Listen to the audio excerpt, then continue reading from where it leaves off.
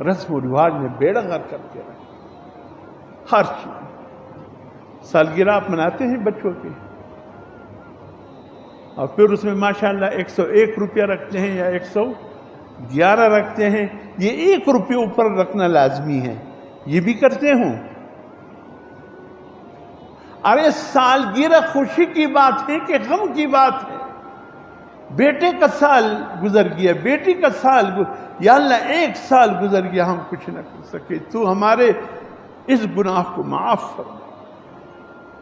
میں بیوی کی شادی کی سالگرہ ہوتے ہیں، جی مبارکبادی وصول ہو رہے ہیں، ہدیے وصول ہو رہے ہیں، بھئی سال گزر گیا شادی کے موقع پر دیکھنا یہ چاہے کہ اس 1 سال میں بیوی نے کس حد تک شوہر کو نماز کا پابند بنایا، یا شوہر نے کس حد تک بیوی کو نماز کا پابند بنایا، یہ دیکھنا چاہیے تھا۔ یا سال گزر گیا ایک دوسرے کو مبارکباد دے رہے، یہ تو غم کی بات ہے، اس میں خوشی کی بات کہاں سے آ گئی؟ یہ تو عیسائیوں کا طریقہ ہے، مسلمانوں کا طریقہ کہاں سے ہو رہا ہے؟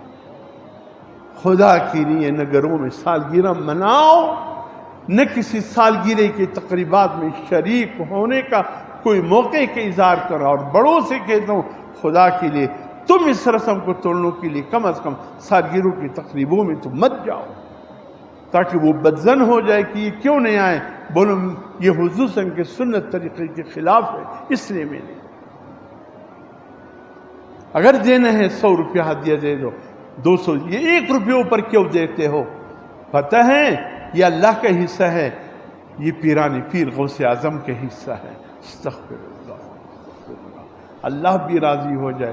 حضرت پیران پیر رحمۃ اللہ علیہ، میں نے کہہ دیا وہ ولیوں کا سرتاج ہے، لیکن یہ طریقہ غلط ہے کہ تم اللہ کے ساتھ کسی اہل حق کو بھی ملاؤ، ایک جیسے برابر کرو، یہ ظلم ہے، ظلم۔